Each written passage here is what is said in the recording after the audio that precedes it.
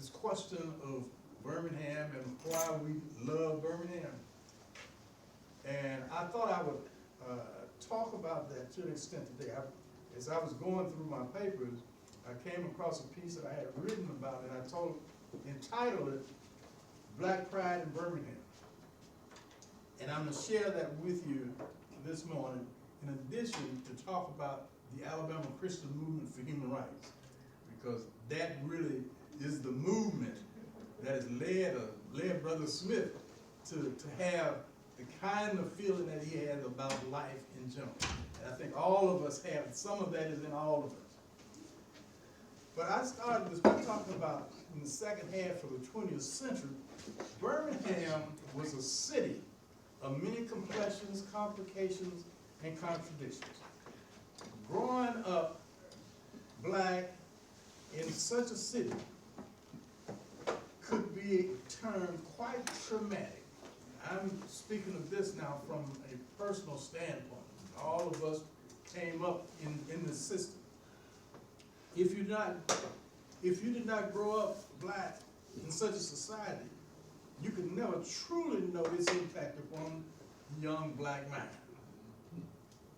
From a black child's perspective, Birmingham was a city where in 1960, a high school student wrote an essay entitled The Merits of Brotherhood. And his black English teacher confiscated it and refused to submit it to the judges. And she said that she did not want the Board of Education to think that we were advocating integration.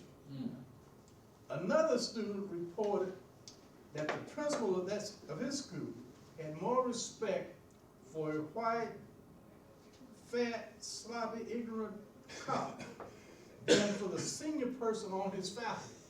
This is talking about fear, you know, the way that we were intimidated.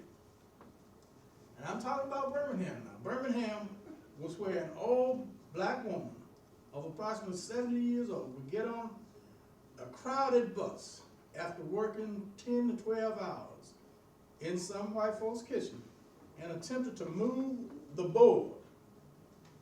That board designated white and colored seating. That person was verbally abused by the white driver. There were low-class mumbling from among the 30 or 40 black people in the bus, but no one attempted to overcome the dilemma of the board. This is getting back to Brother Smith. You know, he took the, what Mama would say, the cow by the horn. Tired of it. Birmingham was where the KKK burned crosses and paraded through African American communities for the express purpose of intimidation. It was also the city where a black man was castrated and turpentine poured on the wound by his attackers. That's Birmingham, Alabama, y'all. With all of the above occurrences and many others, it is a great wonder why any black person would call Birmingham home.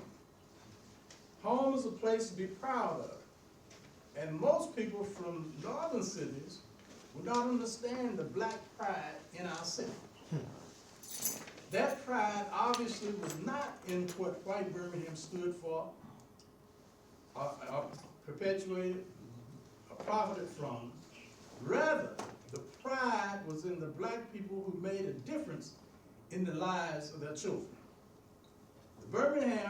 That Birmingham was where a black mother of 4, with only God's help, put 2 children through college and 2 through vocational school on a salary of $3 a week.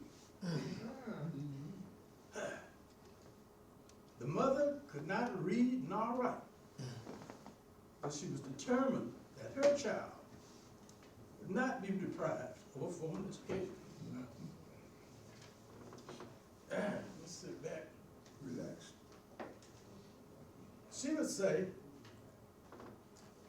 I don't want my children working in no white folks' kitchen. I heard it. We all heard it. We all heard it. The Birmingham of Pride was where a couple raised 11 children in a 5-room house and demonstrated to America that even under the most adverse of conditions, they would succeed. Pride in Birmingham came when an Alma Minor, the father of 6 children, and obviously a genius in mathematics and design, went to Europe to defend his country as a cook, to return to help his wife prepare those children for the rigors of a segregated life. Those are examples of pride that African Americans had in the Birmingham that we knew. That pride had little to do with white Birmingham, who knew little and cared less about black folk in the city. That kind of love and pride led to the eventual changes in Birmingham. The organization of the Alabama Christian Movement for Human Rights grew out of that pride and love, but also from the determination that black children would have an equal opportunity to strive for excellence. What else could sustain the meetings of the movement in those early days, when people were under constant surveillance and subjected to mental and physical harassment from the police? But the movement became a multitude of people welded together in common feeling. It was a steel work. Father of 6, 25 years between the mines and mills of U.S. Steel. A quiet, very religious man who did not believe in the pie in the sky philosophy. It was a deacon, the movement was. It was a deacon and a member of the adult choir, a man of extraordinary ability in mathematics, architectural design, and building. If the circumstances of his birth had been different, the design and construction of his own home would not have been his greatest architectural accomplishment. He could have designed the Birmingham Jefferson Civic Center, or the Harvard Center, or any of those buildings in downtown Birmingham. The movement was a woman whose only entrance to white waiting rooms at the bus station was to sweep the floors and clean the commodes. The movement was a high school graduate and veteran of the Second World War who, under different circumstances, could have been a college graduate and an officer rather than a cook, giving orders rather than taking them. The movement was a mother who got involved simply to demand better books and other equipment for her children in school.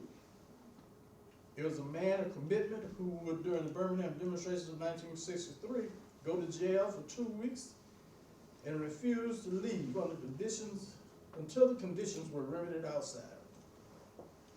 The movement was a man who was committed to nonviolence, who understood the ramifications of white bill collectors coming to his house. He not only did not allow those whites at his home, but counseled others to do the same. The movement was a woman of 65 years, on pension and avid church-going deaconess. She, along with most other elderly people, had enormous faith in the ability of the young people to lead all to freedom. The movement, children who were summoned and answered the call to confront a system whose time was long past. This was obviously a people's movement, which was powered by pride, love, and self-esteem. Therefore, the pride that black Birminghamians exhibited in their hometown had little to do with the Birmingham that the world knew. It was a pride born of the love and suffering of the people that stood up to the injustices wrought by a decadent system. On the other hand, maybe it had everything to do with the decadence described. Because it is true that in every adverse situation lies the seed of an equal or greater benefit. This love-hate relationship that existed between African Americans and the Magic City was inspired by the ideal that there is no place like home. Although it was where one drank colored water, sat behind the board on buses, attended segregated theaters, rode Jim Crow cabs, purchased everything from toothpaste to automobiles from downtown merchants, but could not use clean restrooms or sit and eat a meal in other than segregated facilities. Restaurants and hotels denied entrance to all blacks except those doing menial work that guaranteed comfort for white Birmingham. Parks, playgrounds, libraries, and the zoo all were not accessible to black Birmingham. Although being accomplished consumers, African Americans were denied the right to try on items of clothing, such as suits, hats, shoes, etc. Couldn't try them on prior to purchase.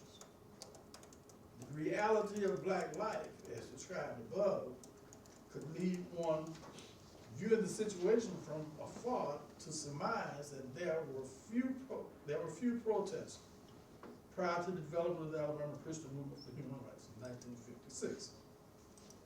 Some have even said that African Americans were actually satisfied with the racial status quo. However, Robin Kelly, professor of history at UCLA, he wrote it in his book, Race Rebels, Cultural Politics in the Black Working Class. He said that in relations to protests on the buses, Kelly said that sitting with whites for black riders was never a critical issue. Rather, African Americans wanted more space for themselves. They wanted to receive equitable treatment. They wanted to be personally treated with respect and dignity. They wanted to be heard and possibly understood. They wanted to get to work on time. And above all, they wanted to exercise power over the institutions that control them on all which they were dependent on. That is the Birmingham that we struggle for. That's the Birmingham I told my son that he would fight for, and he said that he never would, but he did. That Birmingham is one that we love, but that is the Birmingham, and not the Birmingham that the rest of the world knows. And I just wanted to give you that because I was going through things and finding out there were other things, and you know, sometimes it's hard to get through these things. Because it brings, something back. You don't bring it back. Excuse me. Back in. Dr. Huntley, Yes. Falana is on, and she's asking if you're okay because she's never heard your voice quiver like that. Yes, Daddy, are you okay? I'm fine with it. All right. One thing, let me give you a break. One thing, Doc wrote this in 1998. And we were talking the other day. This wasn't where he was gonna come from, but he went back to looking through some of his stuff that he had written and ran across this. I told him we're gonna have to go through all of it because I think everybody needs a copy of it. It's a bunch of stuff that he needs a copy of. This emotional time today, you all, brings back real hard memories. Most of you all young people today, you all have dealt with Trayvon Martin and what's the other guy that the man kneeled on his brain? George Floyd, and you all are dealing with those type of things. And we came up with Black Lives Matter. I mean, that came out. My generation, that's Brother Harris, Brother Smith, Dolores, Barbara, Doc, these two young ladies over here. What we grew up with was equally traumatic. I remember my father, my uncle, they made us look at Jet magazine of Emmett Till's body. They made us look at that. And that left imprint on my mind. Now, I told you all about George Floyd and what you all are going through right now. Here's what we went through. We went through Emmett Till, then we went Mega Evers, the 4 girls that were bombed, the 3 dudes that they buried in Mississippi, the 2 white guys and the black guy. And they said when they dug them up out of the ground, so one of them, you could see he wasn't dead when they buried him because you saw where his hand had pulled. They dug him up. I mean, they killed them. The part that really, let me show you something. Everybody was nonviolent. This is what SCLC wanted the people to do. Okay. When I was at Tuskegee, a young man came to me. I was working in a pool hall. That was my work study program. And I teach people how to shoot pool. I mean, they paid us for it. And he recruited me to SNCC. And a bunch of us joined. And you, Reverend Parrish, know where I'm coming from. They just celebrated his death not too long ago. His name was Sammy Young. Sammy was a veteran. He had lost a kidney. He was a veteran. He was born in November. I was born in August of '44. He was born in November. But Sammy was a fiery young man. I tell you, he was very inspirational. His dad and Parrish's daddy was too. And they trained us. We had to be. It wasn't like what you all doing right now. You see, trauma, if you don't find a way to think it out, you'll be just like she was saying the word about her dad and what goes through our minds sometimes. What we had to go through. Let me show you what happened. Sam came up here through Birmingham that Christmas, and we went partying and everything. We were gonna meet up after school when we got back to school. Well, he went back. He lived in Tuskegee. When we got to Tuskegee after coming back on the holidays in January, we were supposed to meet up again. And Sam had got into a civil rights now. This was a bathroom. Just to use a bathroom. See, at Tuskegee, you had the bus stop here for the white people, that service station. We had a little old building right here on the side that we got out of. No bathroom. You had to use a bathroom on the side or somewhere else. So he went around and got in an argument with this white guy about the bathroom. Now, the white guy went in his drawer, pulled a pistol, shot Sam in the head, right up on his left eye, and killed him. Okay. Did he get punished for that? I'm finna tell you about it. Well, now let me show you what happened. He pleaded self-defense. What kind of self-defense you got when you Don't have a gun. Now, but let me show you what happened now. He took it to trial. His name was Secrets. And this guy learned, he just died. He lived at 89 years old. He took him to trial. To show you how bad things were for us as black people now. Here we are demonstrating every day. We waiting on the trial and everything. Now they had the trial in Lee County, a predominantly black county, with no blacks on the jury. What? Not a single black on the jury. Now, here we are being peaceful, demonstrating, and nonviolent. Bruce Smith. Okay, the jury came back, found him not guilty. Now that changed a lot of people's mind, but we're gonna demonstrate anyhow. We're not gonna be violent. The day we demonstrated, we were walking down they got, them in the Tuskegee, they had a square with the Confederate statue right there. As we were going down the street, I'll never forget this guy. I don't know where he comes from. He was a student. He had an umbrella in his hand because it rained. He looked over around the corner and there was some white guys with guns in the car. This guy, Bruce Smith, took that umbrella and started beating on the car. Well, when he did that, the peaceful march was over. They call, if you want to find out, just Google Tuskegee Ride. It ain't in the paper. You ain't gonna find it. It was not forecast to come. Tuskegee Ride.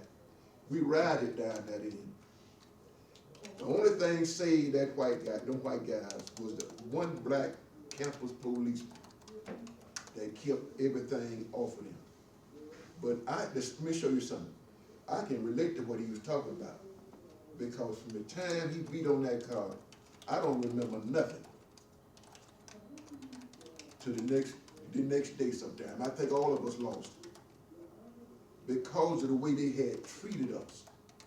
Now, to make a long story short, the reason you hear these things today, because after the Civil Rights Bill and the Voters' Rights Bill was passed, we still were not out of the woods. We had to file suits in everything that we did from there on down, which made it possible for some of you all to have what you got right now.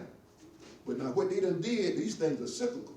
They done turned around and they started it all over again. Instead of George Wallace, you got Donald Trump. Right. You got to keep this in mind. And it's Instead of you having the gold Goebbels that like Hitler had, you got Fox News. right. You got people who've been programmed and programmed. Why are we doing this? They're gonna keep on doing it. It's because people got to open their minds up. The young people, these people trying to take you back, make America great. Of what? Now we're gonna move on because he want to show you about the organizations. The organizations are important, but you all got to keep in mind these people are not going to stop doing what they're going to do. Now, I'm going to show you something else that happened. James Foreman was over our area. Okay, James Foreman and John Lewis was over him. But we were talking that night, and it was in '60s. I'll never forget it, because what happened to us, man, changed us. Here's what happened. The group I was with decided no more peaceful protesting. I mean, that was it. Ain't no, they used to have a grow your afro, so you can stand that baton upside your head. After they killed Sam, from that point on, even John Lewis, James Foreman, all said it. And let me show you something else happened. Martin Luther King turned around then and said one thing. He said this. Here you got a veteran. Sam was a veteran. He was the first black college student to get killed. They get killed now. A college student get killed in the civil rights movement. He was a veteran. This is when we started protesting like hell against that against the Vietnam War. Because here you see what these people doing. See, everything started changing then. This nonviolence had to cease. Now I'm telling you all just what you need to know. Those people ain't gave up. Martin Luther King said the worst thing in the world, he come out when Jesus said to love your enemies. But he didn't say not to get you a stick and knock them upside the head. No. From that point on, we said the Black Panthers, he can tell you, he know what I ain't telling no story, Doc can tell you. We had the Black Panthers, we had Civil Liberation Army, we had all kind of militant folks. The Deacons for Defense. People stop, you ain't gonna keep beating on us. And it's not gonna help, excuse me. No, Deacons for Defense. We need to know more about them because, see. Okay. Yeah, but I mean, that come later on right now. Yeah, yeah. But here's what y'all got to understand. Look, we can't take no more chances. We got to get these young people to vote.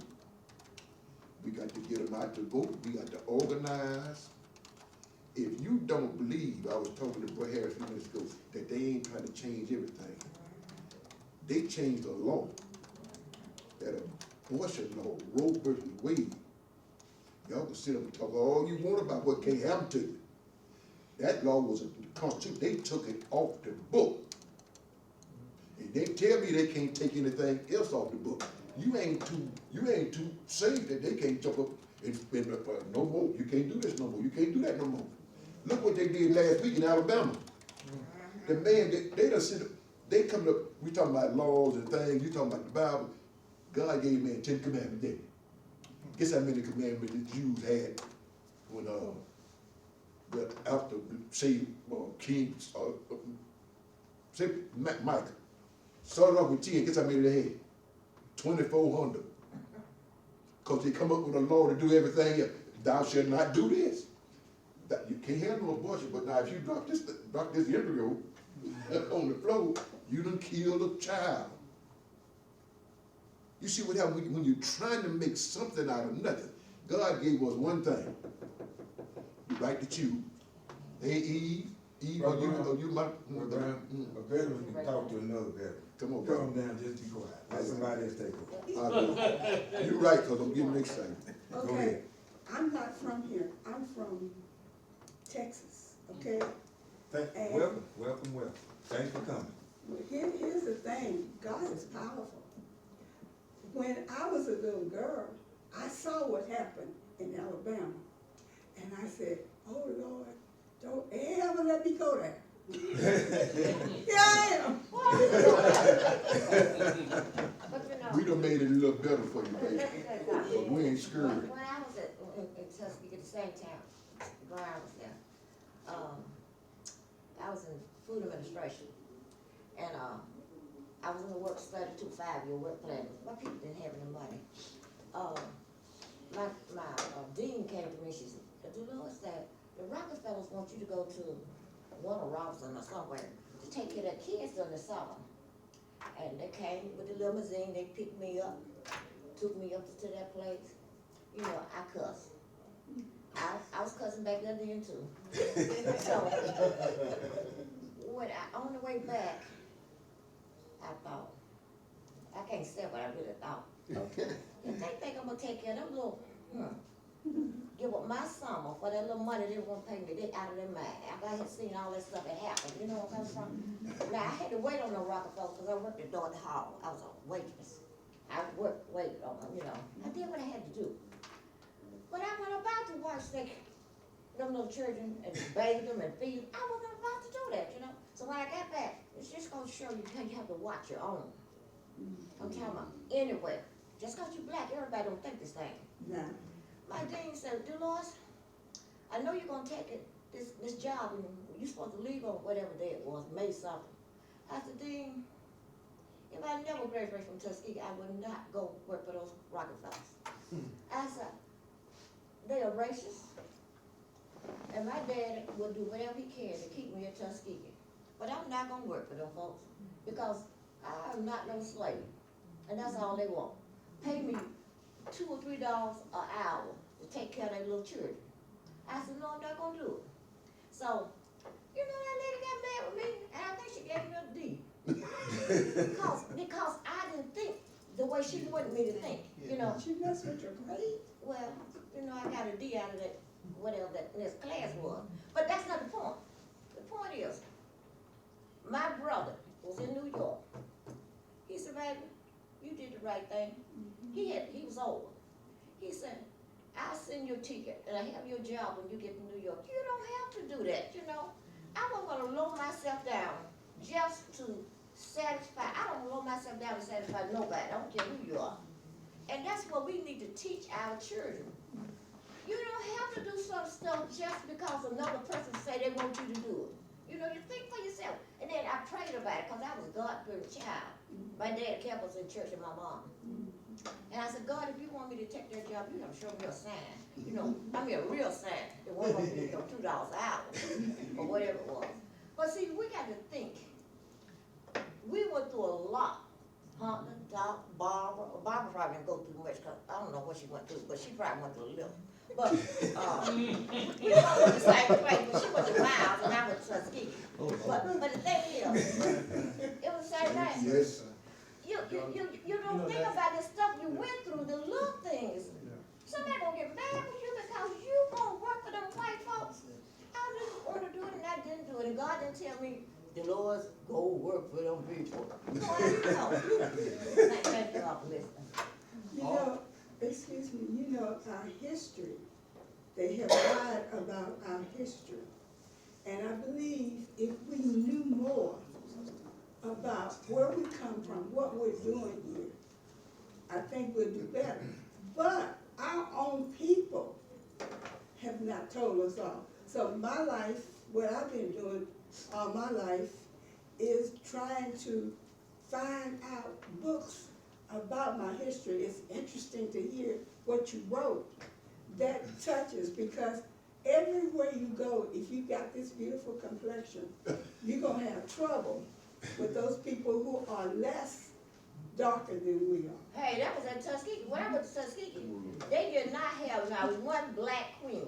When I said black, my color, they were her color. We are our worst enemies. You better believe that. We are our own worst enemies. When I went to Tuskegee, it was 64 or 5 before they got a chocolate black queen. They had all We have to like learn to skins. love each other. Yeah, but we didn't at that time. I know. everybody now. Oh, what you gonna say? Just, And loving everybody now, Doc. I just want us to understand that that colorism is what we call it now. That comes from our experience of being enslaved. Yes. Whereas the more your image resembled the enslaver, the more socially acceptable you were. And so then that, of course, has created divides among us and our people, where we began to see as our oppressors saw. So then we've got to understand that, and I know that, you know, we've got to really lay the blame where it lies. That's the root of it. The root of it is if you were one of the oppressors' children or grandchildren, and you had a resemblance that was closer to them, then you would work inside. You would work inside. And so those of us who were blessed by the Son and blessed by God our Father to have darker skin, because Lord have mercy, Jesus is beautiful. But for those of us who were blessed in that regard, we were rejected largely by those who oppressed us. And so then we began to see those divides as well, to see as our oppressors did. So we've got to understand now, don't sit up here and blame one another for that when that comes from the person that totally tried to twist us to fit into their molds and their understanding. But do you think we've outgrown it? No. We still are. We still are. We are. Still don't know our And- history. No. At this point, where we are where we are because of what we've been through. Yes, sir. Right. We understand now things that we didn't understand then, but those back in those days understood something that we don't understand. See, I consistently suggested that there has always been a war against the black family. Yes, sir. And black folks. Yes, sir. And any way that they could put a divide between us, it was utilized. The difficulty is when we accept those things. You know, 1960s, we didn't want to be called black. You know, you would get into an argument with somebody if they called you black. But if they called you African, they wanted to fight because you definitely didn't want to be an African. Why? Because of what we had been told about Africa. Africa was the dark continent where it had no history whatsoever. And then we find out that that's not true. That's where You know, life began. Because you have, that's the beginning, that's where all of us began, including white folk. You know, that's where the first civilizations were. And that's what we have to understand, is that we had a lot. You know, I asked last week, how many have heard of Timbuktu? And everybody's heard of Timbuktu. But we thought that Timbuktu was some distant place that no one wanted to be associated with. Find out that Timbuktu was an educational and trade center, where the University of Sankore was. At the University of Sankore is where the first cataract surgery was performed. Sir. That predates the Atlantic slave trade. Yes, sir. Yeah. So when we talk about Africa, well, I had a professor that told me once that colonization is huge and is devastating. The physical colonization that we read about and we know about is vitally important. But the colonization of the mind is the sticker. Yes, sir. And when you colonize that and you take over the basic parameters of what is to be offered, and that is what Europeans have done, they have taken over. And now this racism or classism or caste system that we talk about It is worldwide. It is worldwide. So we understand that we have a job to do, and our job is not just with me and you, it's with what we have left, what that's coming behind us, Falana and Marcus, and your children, your grandchildren, all of us. We have to tell them the story. And one of the mistakes that we made, We don't. one of the mistakes that we made when we supposedly ended integration, we thought we had arrived. So we decided, well, we were gonna tell our children that story about slavery. It was 8:15. And the reason that we wouldn't tell them is because we didn't want to hurt them.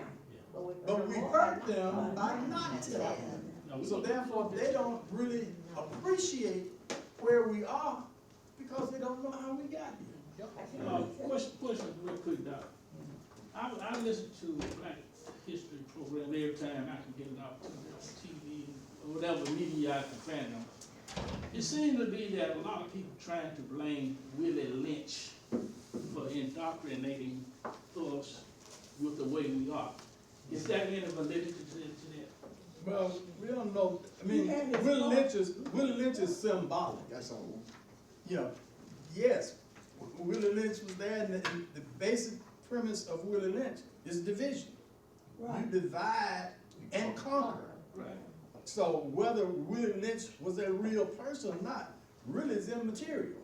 Right. Because the ideals and the philosophy of, in quote, the Willie Lynch, obviously has been tremendously impactful on us. Do you think we're still divided? Yeah. Absolutely. The nature of what Britain and the colony Britain did is they instituted a caste system. They did it in India, they did it in America. And the caste system can be set up, I know like it might not ring in your mind, but here's how they set it up with slaves. You had your house, you had your field, but in between that you had your skill. Those who were carpenters and those who had skills. So when you set up that type of system, what you end up with, you automatically divide. It's a natural tendency to divide.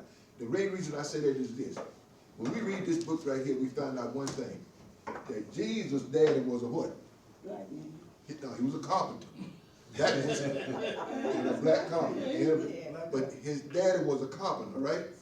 In ancient times, and all up until I guess even now, the skill that the daddy had, he passed it on to his child. That's why you have some things being lost. But that was the way it was brought up. If you were a printer, your child was a printer. When I was growing up, John King fixed shoes. His son fixed shoes. You see what I'm talking about? That's the way it was done. Well, the caste system changes all that. What your future look like if you was a field nigga? What you gonna graduate and do? Go to another field? What was your future gonna look like if you was that? What's your future gonna look like if all you're gonna do the rest of your life is a carpenter? What's your future if all you're gonna work in somebody's kitchen? What is it gonna look like? You had no way of knowing. You had no future. Then Jim Crow come along, and what did he do? What did he do? Well, you can move into this. I left the civil rights area and went into the labor area. That was where God put me. We had to fight every day to change labor laws. But this is what we had to deal with. In the unions, you had 12 classifications. Blacks couldn't get no higher than 4 of them. See what I'm saying? This is the type of thing that we got to get people to understand. Some of you all are working on jobs right now. My wife worked at UUB Hospital. She was a manager. They went in to get raises. The boss told her he couldn't give her the same money he gave them white men, because they had a family. That's not her fault. Well, so but this, You're absolutely correct. And all of us can do that.